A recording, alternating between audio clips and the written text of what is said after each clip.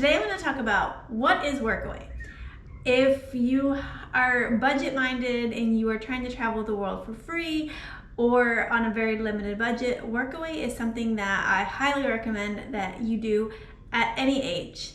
We're going to talk about exactly what workaway is, are you too old to do workaway, and how do you find the best workaways, as well as are you too old to do workaway, because the biggest thing about those of us who are traveling, and we're traveling in our 40s or in your late 30s or even in your 30s and you're just starting out, when you start looking for volunteer opportunities, budget travel, what you see mostly is young people in their early 20s who are traveling.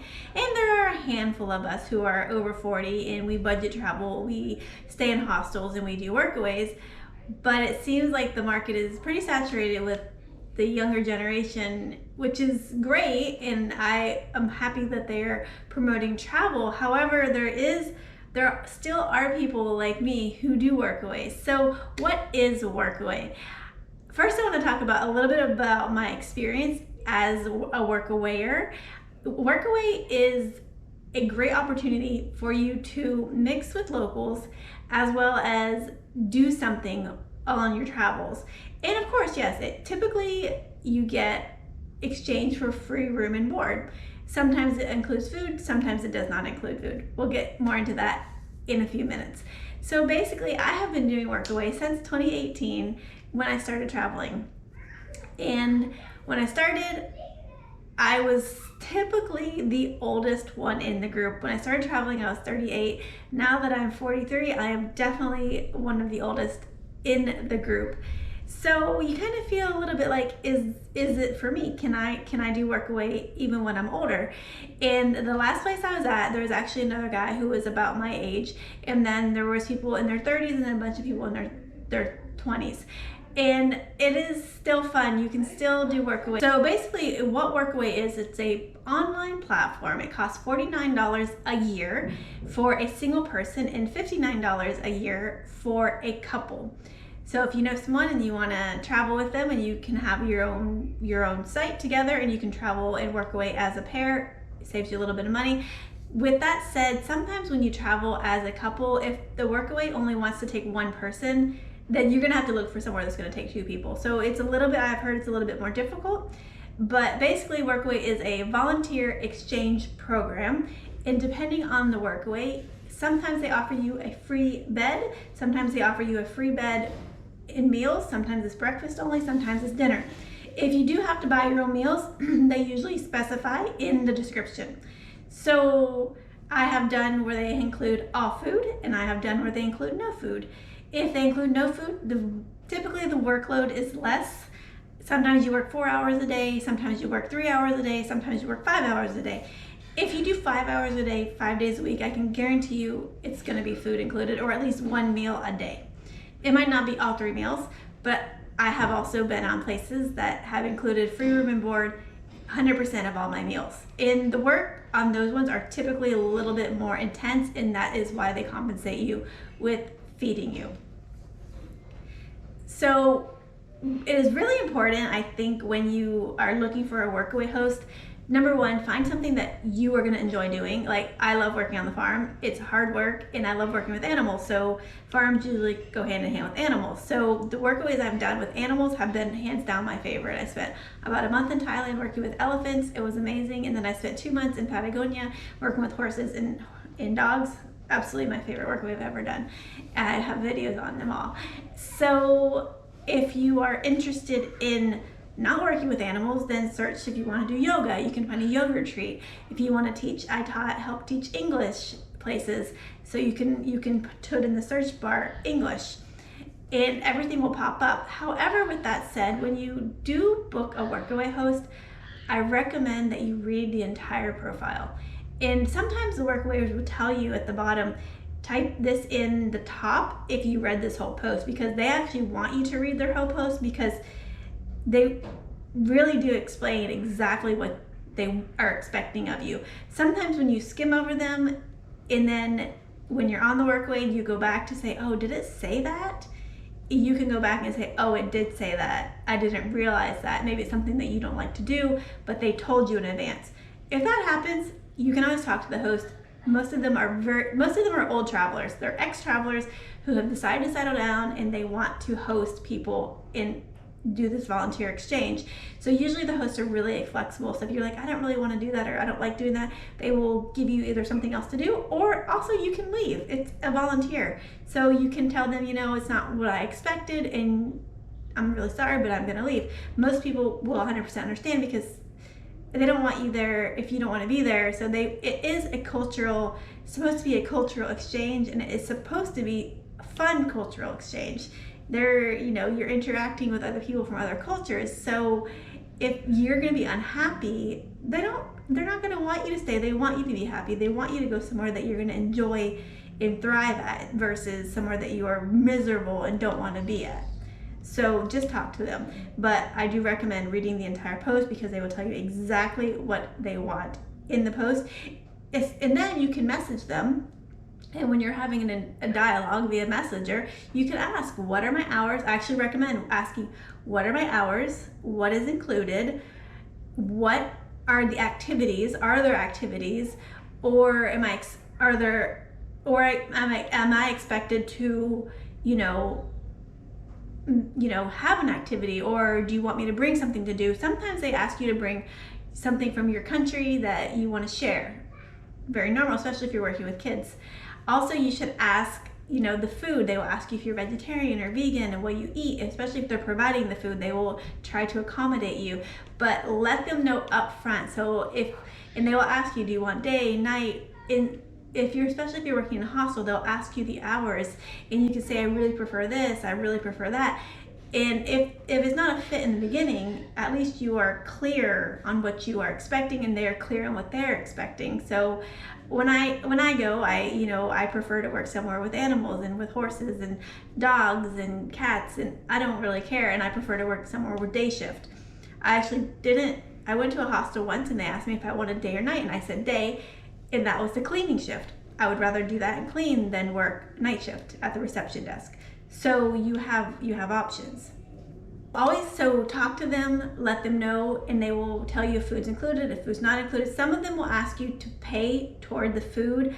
Personally, I don't go to those ones. If someone's expecting me to pay, I would rather go and buy my own food and cook for myself. That's just a personal thing for me, because that's just my personal preference. So you can decide if you want to. Some people actually, if you're at a workaway long enough and they want you to stay, they will start offering to pay you. I met a lot of people who have done that. They get paid under the table.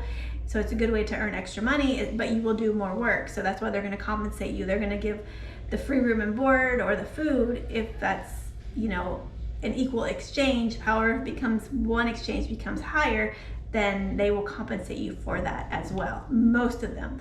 But again, you need to ask. So asking and clarifying is very important in the workaway search. What to expect from a host. So basically, this is going to be what you're going to talk to and you're going to email them about, because you're going to ask them what are their expectations from you, and you're just going to ask what do they want you to do.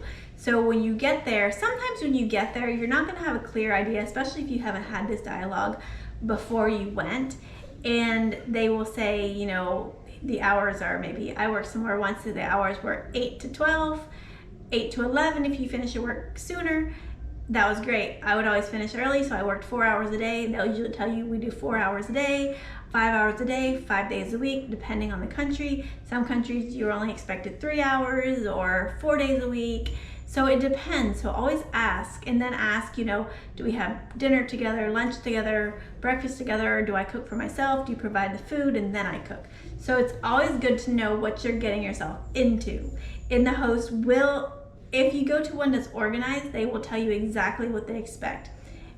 If you go to one that is less organized, then you're gonna have to kind of see what they expect from you. I worked at this one, it was probably one of my least favorites, where they wanted us to work a little bit in the morning but they wanted us to do about 5 hours in the morning, but they never had a plan. So me and the other girl were so confused. We're like, what are we doing today? And they're like, we don't know. So they would just say, have no idea. And then 9 or 10 o'clock rolls around and we're like, we could have started work at 8 and now it's 10 and now it's hot and you still have no idea what you want us to do. And they'd be like, oh, do this. And then later they'd be like, oh, can you do this? So it was really disorganized. So it's really important to make sure that if you're like me, I like to know my hours. I like to know what is expected of me, because then I can just do it. I don't have to like chase you down every hour and be like, now what? Now what? Now what?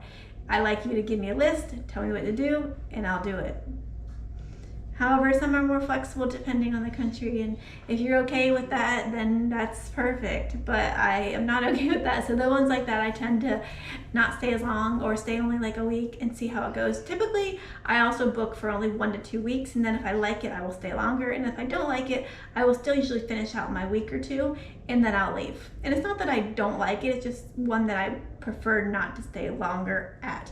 But usually I stay the exact amount of time or even longer. There's been very few that I have left early. Even the one that wasn't my favorite, in the end I just said, okay, we're here to work, and if they don't have anything for us to do, then we're just gonna enjoy our time, and we would go hiking and we would, kind of make use of where we were at, which was in the middle of nowhere, so it was really nice. So it was a beautiful area. And I was with another girl. Also, you should always ask, are there other volunteers? If you are the first one, I actually have been the first one a lot, because how I actually search, I'm very last minute, so I do last minute hosts. And when you search for someone who is last minute and they're not desperate, but they're kind of desperate for someone, you're either they're gonna be really happy that you're there, so you automatically feel appreciated, which is always good when you're a volunteer, to feel appreciated and you're not just there to take up space, but they actually need you, and they want you and they're happy and they're grateful. It's a better feeling than if you're just another 1 in 100 and you're like, oh, what's the point of me being here? You have enough workers already. If it's something like that, like the last one I was at, we ended up having 4 people on my 3rd week, and that was a little bit too many, because I was like, yeah, it's good you have a lot, but it's a bit much. So I actually stayed longer because I really liked it, but I didn't stay any longer because I didn't think I needed to. I didn't want to. There was just so many of us, so I just left. But it was still great. I had a great time, but I knew my time was up. I stayed longer than planned, and then I left. So the last minute and the new hosts are my favorite, because the new hosts, they are open to ideas of how it works, and they've never had workaway, so you can kind of give your input, and you maybe and another volunteer can like work out the schedule for the volunteers in the future. And it's kind of nice to like be part of the beginning, as well as if you have a last minute, they're so appreciative that you're there that they typically will include, like maybe they weren't going to include food, but they will because you came at last minute, or at least for the first week or so. So I like those, but I also like the last minute because I'm not a planner, so you can usually find one a couple days, 1 or 2 days in advance. However, not in Georgia. Apparently in Georgia, they don't respond. No one responds to you here. I've applied for a couple and no one gets back to you. So that also happens. So what do you do when that happens? You can keep looking, or you can just not volunteer for that month and then maybe go to a different country and volunteer in that country. I have done that a lot. There are a few countries that I have never volunteered in because it's difficult to get gigs, because maybe they have less volunteer opportunities, or they have a lot of people who want to volunteer. When that happens, I just ask places. I just ask around. You can ask your hostel, hey, do you know anybody who has somewhere that might need help? Do you know anywhere that you can go teach English? Do you know anywhere that someone is looking for someone to come help on their farm? And just for, maybe there's a place you can put a tent. Maybe there's a place that you can just have a bed and you pay for your food. But I like to do it. I'm not doing it. I do it because it helps cut down on my budget, but I'm also doing it because I actually like to do it. I like to be active, and I like the cultural exchange, because I'm not traveling just to travel, and I don't go to the hot spots, so I'm actually traveling to learn. I'm traveling to learn permaculture. I'm traveling to learn how to take care of animals. I'm traveling to how to integrate into a new culture, a new society. So for me, it's much more deep. But if you're just looking for a cheap room and board, you can do that, but it's not going to be as fun. But if you have other volunteers, then that will be as fun. But I have worked with people who are very lazy, and those are really, really frustrating when you work with someone who's lazy and then you're like doing all the work. So then you have to be like, listen, you need to do something. So you have to use like the skills that you've learned in a job that you've had, or in anywhere that you've been at a job. You still have to use your skills as a volunteer, because you're still working. You're volunteering, but it is work. It's like, I don't know, I treat mine like a job, I guess. Maybe sometimes I need to be a little more chill, but I don't know, I can't help it. So is 40 too late? Too old? No, of course not. 40 is never too old. Over 40 is never too old. And you're never too young, you're never too old. That's just the mindset that we need to get out of. It's almost like everyone's ageist. And we think like, oh, I'm this old, I should have this life plan. And then you're like, oh, but you're just volunteering. Well, your volunteering is giving back. Volunteering is a way to broaden your horizons. Volunteering is a way to expand your knowledge. So it is not too old. Sometimes I am the oldest person on my place, and sometimes I'm the oldest one that they've ever had. That doesn't matter, because it's something that I enjoy doing. And I'm still doing the exact same work as somebody else. Sometimes being older and volunteering and working with younger people, for me, I really like it, because it gives me like a look at, I don't know, it's like when you hang out with younger people, sometimes you feel more younger and vibrant. I mean, I never feel old anyways, but you can, you're like, oh wow, I remember, and it like brings nostalgia. Or if you work with someone who's older, you're like, wow, you're so wise and you have so much life experience. So both have something to offer to each other as other volunteers, as well as the experience that you've had in your career. You can bring it and put it toward a project that someone is working on, and maybe it helps their project to grow, because maybe you've been in marketing your whole life, or you've ran a hostel your whole life, and you're like, this really worked for me. This really worked for me. I don't want to do it anymore, but I love to go and help and give perspective. And that's really valuable, because I have met so many volunteers and so many older travelers, older than me. And every time I do, I learn so much from them. And I also learn so much from those who are younger than me, like the vitality that they have for life and the zest and the happiness. I'm like, oh yeah, because sometimes life wears you down, and in having that little bit of like young blood, like, reinvigorates you to be like, oh yeah, why am I so drugged down by life? For living life, it can be, frustrating and hard sometimes. And then you look at someone else who's older, and you're like, wow, you still have that vibrant energy, and you can have a nice blend of like young and old and cultures, and like doing things together, and you all become one part of a team. Because I really think, like, going forward in this world, it's going to be really important to help your neighbor, help your friend, help those in need, and volunteering is a way to help build and connect community all over the world. So no, you are not too old. And yes, I'm probably gonna do it in my next country. As I said, here in Georgia, it's very difficult. But yeah, volunteering has been a way for me to stay traveling longer, because you do save a lot of money, and I have learned so much for my future plan of what my goals are. I have learned so much from people I have met, other volunteers, as well as other hosts who have like shared their knowledge with me. So overall, it's great at no matter what age.